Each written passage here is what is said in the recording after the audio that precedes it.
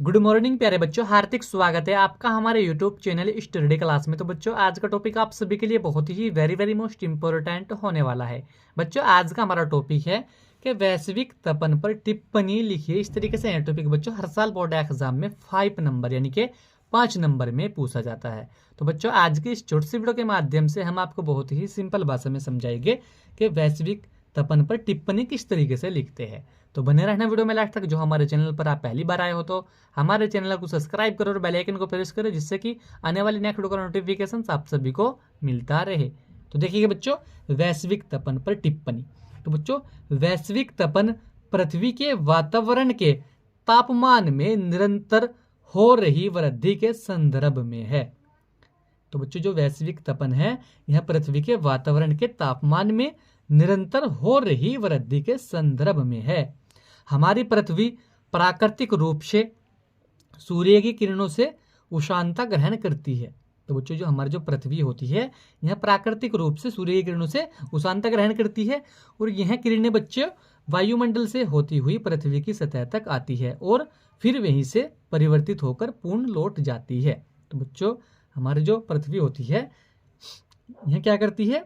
सूर्य किरणों से उष्णता ग्रहण करती है प्राकृतिक रूप से। ठीक है बच्चों, जो हमारी पृथ्वी होती है बच्चों यह प्राकृतिक रूप से सूर्य किरणों से उष्णता ग्रहण करती है, इनकी एनर्जी ग्रहण करती है और यह किरणें बच्चों वायुमंडल से होती हुई पृथ्वी की सतह तक आती है। इनके बच्चों जो सूर्य किरणें होती है यह वायुमंडल से होती हुई पृथ्वी की सतह तक, इनके पृथ्वी के सतह यानी कि धरती तक आती है सूर्य किरणें। ठीक है बच्चों, और फिर वहीं से परिवर्तित होकर पूर्ण लौट जाती है। तो बच्चों, फिर वहीं से परिवर्तित होकर क्या होती है? सूर्य किरणें फिर वापस लौट जाती है।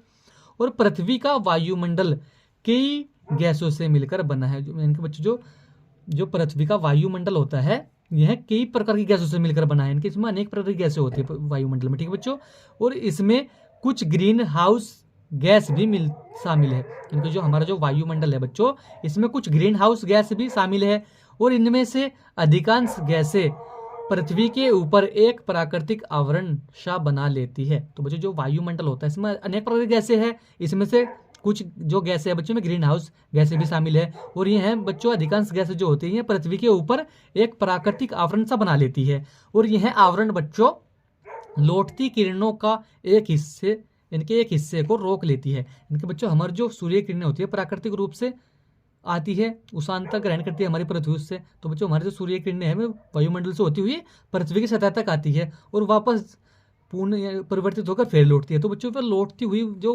जब सूर्य किरणें वापस लौटती है तो बच्चों जो है यह जो हमारा वायुमंडल है इसमें अनेक प्रकार की गैसें होती है। यह क्या करते हैं? गैसें अधिकांश गैसें जो होती हैं हमारी पृथ्वी के ऊपर एक आवरण सा बना लेती है और यह आवरण जो है बच्चों यह जो किरणें वो वापस लौटती है इनके एक हिस्से को रोक लेती है। ठीक है बच्चों, इसके बाद देखिए इनके एक हिस्से को रोक लेती है और इस प्रकार धरती के आवरण को गर्म बनाए रखता है। तो बच्चों, इसी प्रकार जो है हमारे धरती का जो आवरण है वह गर्म रहता है, इसे गर्म बनाए रखती है और मनुष्य, प्राणी और पौधों को जीवित रखने के लिए बच्चों कम से कम 16 डिग्री सेल्सियस तापमान आवश्यक होता है। ठीक है बच्चों, इनके इस धरती पर जो है मनुष्यों, इनके इंसानों को, प्राणियों को और पेड़ पौधों जो इनके एनिमल्स वगैरह होते हैं जिसको हम एनिमल्स बोलते हैं इंग्लिश में बच्चों, पौधों को जीवित रखने के लिए कम से कम बच्चों पृथ्वी पर 16 डिग्री सेल्सियस तापमान आवश्यक होता है। तभी बच्चों यहाँ पर व्यक्ति, प्राणी और पेड़ पौधे जिंदा रह सकते हैं। ठीक है बच्चों, और वैज्ञानिकों का अनुमान है कि ग्रीन हाउस गैसों की वृद्धि होने पर, यानी कि जो ग्रीन हाउस गैसें है इनकी वृद्धि होने पर यह आवरण और भी घना, संघन या मोटा होता है और सूर्य की अधिक किरणों को रोकने लगता है। यही बच्चों वैश्विक तपन कहलाता है। तो बच्चों, यही वैश्विक तपन कहलाता है। तो बच्चों, क्या होता है एक बार और देखिएगा, हम बहुत ही सिंपल भाषा में आपको समझाएंगे। बच्चों, हमारी जो पृथ्वी है यह प्राकृतिक रूप से, इनके बच्चों शुरू से देखिएगा एक बार।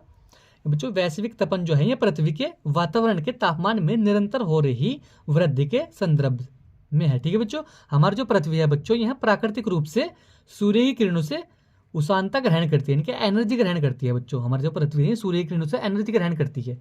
ठीक है बच्चों, और यह किरणें जो है बच्चों ये वायुमंडल से होती हुई हमारी पृथ्वी की सतह तक आती है और फिर वापस परिवर्तित होकर वापस लौट जाती है। ठीक है बच्चों, और पृथ्वी का जो बच्चों वायुमंडल होता है इसमें अनेक प्रकार की गैसें होती है, गैसों से मिलकर बना होता है हमारा वायुमंडल और इसमें कुछ ग्रीन हाउस गैसें भी बच्चों शामिल होती है हमारे वायुमंडल में और इसमें अधिकांश यानी कि हमारा जो वायुमंडल होता है इसमें अधिकांश गैसें जो होती है यह पृथ्वी के ऊपर एक प्राकृतिक आवरण सा बना लेती है। यानी कि हमारी पृथ्वी जो है गोल होती है, इसके चारों ओर जो हमारा वायुमंडल होता है इसके चारों ओर हमारा जो बच्चों वायुमंडल होता है इसमें अनेक प्रकार की गैसें होती हैं। ये अधिकांश गैसें जो होती है बच्चों ये हमारी पृथ्वी की ओर एक आवरण सा बना लेती है। ठीक है बच्चों, और यह आवरण बच्चों लौटती किरणों का एक हिस्से को रोक लेता है। यानी कि बच्चों हमारी जो पृथ्वी किरणें आती है वायुमंडल से होती हुई पृथ्वी की सतह तक आती है, फिर बच्चों परिवर्तित होकर फिर में वापस लौटती है। तो बच्चों यह आवरण जो बनाती है ये वायुमंडल के अंदर जो गैसें होती है इनमें कुछ ग्रीन हाउस गैसें भी होती है, यह पृथ्वी के चारों ओर एक आवरण बना लेती है। तो बच्चों यह जो आवरण होता है यह जब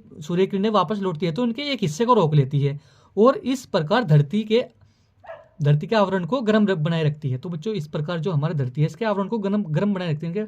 हमारी जो धरती होती है बच्चों ये गर्म होती है थोड़ी सी। ठीक है बच्चों, क्योंकि एक हिस्सा यहाँ पर सूर्य की किरणों का रुक जाता है।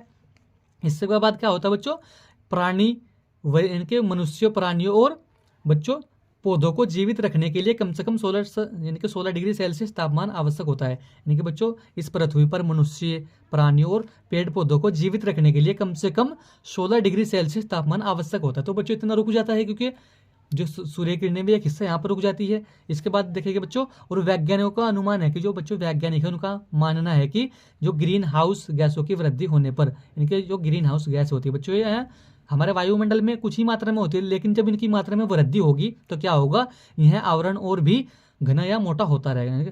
ये बच्चों जो ग्रीन हाउस गैसें होती हैं हमारे जो पृथ्वी के चारों ओर एक आवरण सा बना लेती है। तो ये जब बच्चों ग्रीन हाउस गैसों की वृद्धि होगी वायुमंडल में तो ये जो आवरण होता है बच्चों ये और शक्तिशाली होगा और तो बच्चों फिर सूर्य किरणें और अधिक मात्रा में रोकी जाएगी। तो फिर बच्चों इससे क्या होगा, जो ग्रीन हाउस गैस है ये अधिक शक्तिशाली हमारे पृथ्वी के चारों ओर क्या बना लेगा, आवरण बना लेगा। इससे बच्चों पृथ्वी की किरणों को रोकने लगता है और अधिक मात्रा में रोकेगा बच्चों पृथ्वी किरणें। तो बच्चों यही क्या होता है, वैश्विक तपन कहलाता है। तो बच्चों यही वैश्विक तपन कहलाता है। तो बच्चों आज के वीडियो में यही था कि वैश्विक तपन पर टिप्पणी लिखी। इस तरीके से बच्चों हर साल बोर्ड एग्जाम में 5 नंबर में पूछा जाता है। तो बच्चों आज के वीडियो में यही था। अगर जो बच्चों आप इस तरीके से सीखे तो आपके 5 नंबर पक्के हो जाएंगे। तो बच्चों हमने आपको बहुत ही सिंपल भाषा में समझाया। आशा करता हूँ आप सभी को समझ में आ चुका होगा। तो वीडियो कैसा लगा तो लाइक कमेंट शेयर करें। मिलते हैं ऐसे के लिए कोई नेक्स्ट वीडियो में, तब तक के लिए bye bye, have a nice day.